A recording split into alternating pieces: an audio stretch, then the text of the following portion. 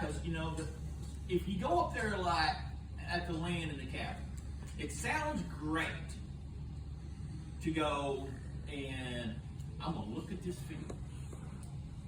But all of a sudden, you really need to you can't look at a field. You have to look at what's under the field.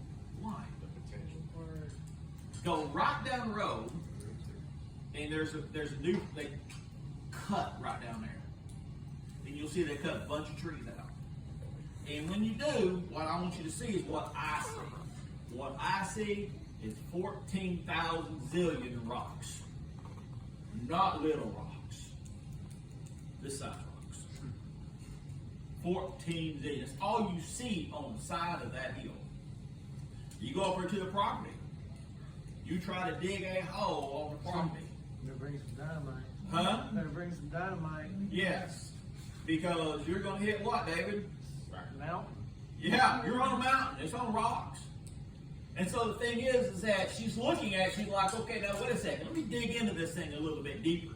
So she's going to look at the field. What's the first thing she's going to do? She's going to walk out there and she's going to take a shovel. She's going to try to dig a second. Why? Because she knew where she wanted this to go. Because she bought a field, and then after she bought the field, she prepared it, and then what she did? She planted a what? Vineyard. She plans for long term. There's a verse in the Bible that talks about Noah. That when Noah got off the ark, what did it say that Noah did? He got drunk. But how did he do it? He planted a vineyard. Now we think Noah planted a vineyard and got drunk. Right. Do you realize how long it took?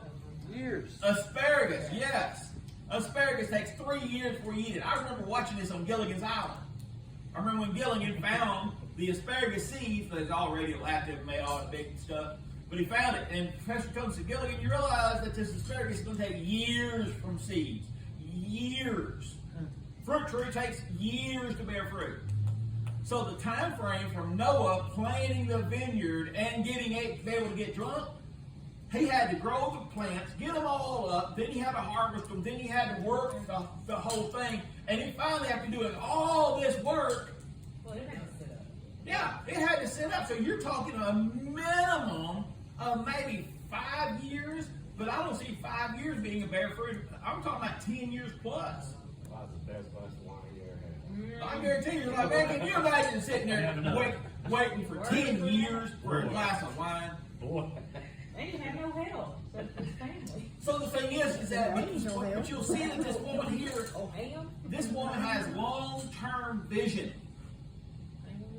Long-term vision. You see this?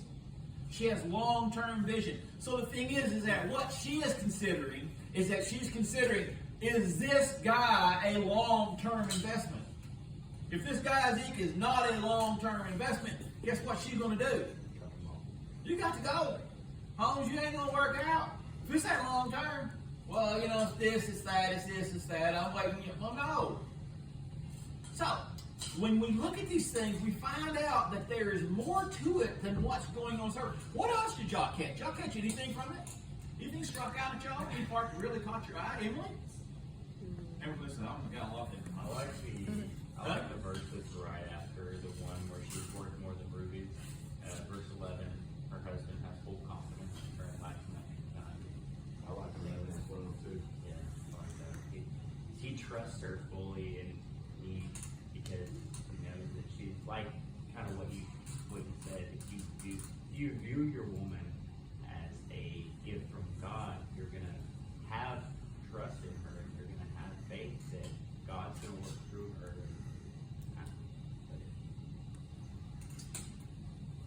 Here's the thing. That's the verse 11 is the one that got me. All right. The heart of her husband doth safely trust in her, so that he shall have no need of spoil. That spoil really kind of got me this morning. The thing is that does that not really demonstrate the condition of a man? That a man that doesn't trust in you has to go out and get it. Because another word for spoil, I loved it. You know what the other word for spoil was? When pirates went and found something, what did they find? Booty. Booty!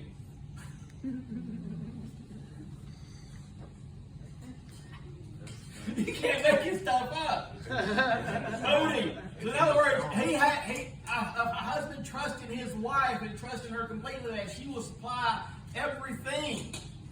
Now, according to his needs, he'll take care of his needs. He ain't got to go out there looking for booty. Is that not what it says? It is. So in other words, it's spoil. But isn't that funny when you talk about spoil? We're talking about spoils of war. But it's also you take about what goes bad. What goes bad. So in other words, if a man wants this kind of life, he wants this kind of world, then where is his heart committed at? His heart is committed to her above all other things. Every other thing except for the exception of God himself. But outside of that, his heart next belongs to her, Kai. It ain't belonging to nobody else. Now think about this thing. Huh? The whole family tree. And the thing is that you will have no need. If you love your woman as you're supposed to love your woman, you ain't got to go out there and be hunting for hoochie mamas. That tells you right there why you're out hunting for hoochie mamas.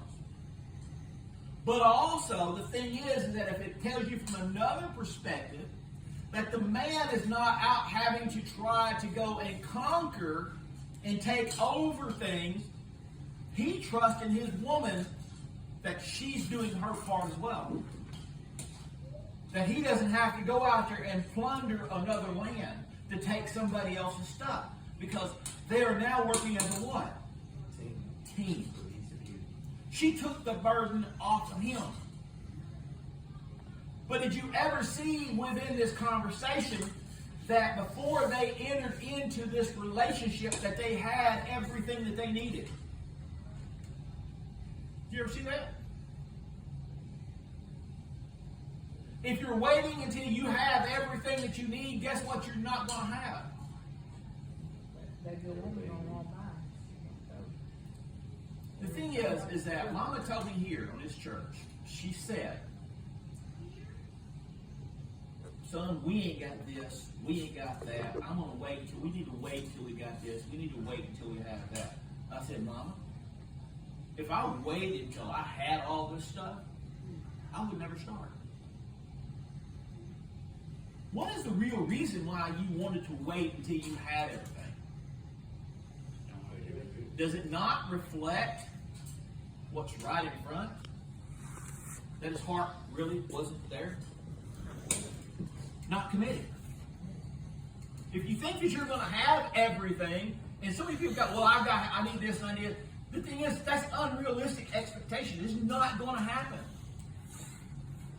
How many marriages start when you have everything that you need? If you have everything that you need when you start your marriage, guess what you don't need? A marriage. Because you've got everything that you need. Does that make sense? So, now he trusts in her. So when you go here, you start seeing so many things. What else do y'all see? What do y'all think about? I've always liked verse 28. Because even when we first talked about this, that's something that I was not doing, like at all. I was never praising my wife, wasn't encouraging her. You know, and it still kind of chokes me up, you know, because, you know, we all backslide on that. You know, we kind of lose that focus. But the more that I have encouraged her and praised her, you know, and, you know, saying she's blessed like that, that's just phenomenal. But did you notice there's two steps on that? The children and him both call her blessed, but he goes one step further. What does he do?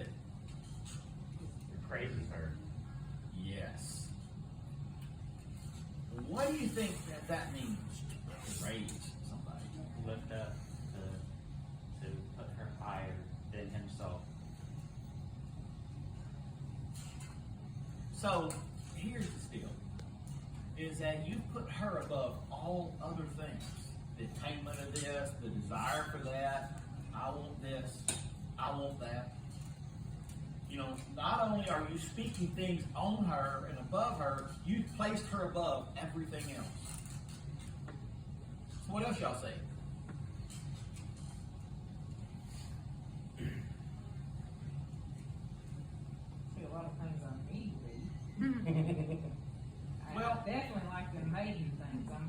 I know. Where's my maidens, man? Where's my maidens? Where can I get some maidens? I really like it because it shows how both people work.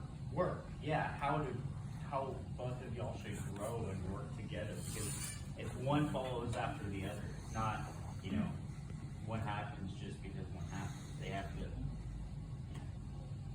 Well, let's go back to Amber. Where is the maiden part? Where she gets up and feeds them. I mean, I'm not gonna get them feeding everybody. No, I'm not gonna feed my maidens, but I I know want it's maidens. some. I want some. They're gonna starve, but But want I some. think it's that it's not obviously it's going to be that physical act because you can never portray a thought. So if you're saying that a woman needs to get up, and they're not saying woman get up, make me food, but it's a metaphor for you're putting other people above yourself. But yeah, because You're- it's showing her going lower than her servants. She's Well, a servant. She She serves her servants. It and actually, that's let's- strong. I like that. Let's go one step further because it talks about the maidens. It talks about the unmarried women. It talks about the damsels, is what they was called. But let's shift this just a second. First thing, we started off the difference between a boss and a leader. Okay? A boss and a leader. You realize this is the role of a woman that is teaching and training young women. Because this mama was taught this from somewhere. Now, there's a principle that we skip really over. If we really want to go back to it, we go back and it says, verse 2, what my son and what the son of my womb and what the son of my vows. Now, consider this. This is a woman who's made vows that if God gave her a son, she would do certain things. She would train him. She would educate him. She would put these things out in front of him. She would set standards of her son's performance. But she also vowed that she'd give him to God and raise him up like he was given from God. But there's other women in the Bible who've done this as well. You notice when there's a pattern of more than one thing to happen, so this is the thing they knew to make this vow to God. It's talk about a woman of insight who sees things down the road. But if we go back to this 28 now, we're going to find out something. We're going to get back to it. I think it's 28. Yes. No. Where is it? Yeah.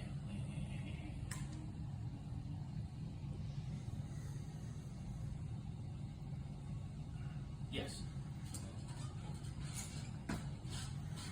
What we're talking about now is that she set the standard. She's got her thing. She's given up. She's providing for the needs of the family. But yet it also shows her responsibility of a leader. You know how you can tell a leader from basically anything else? A leader has followers.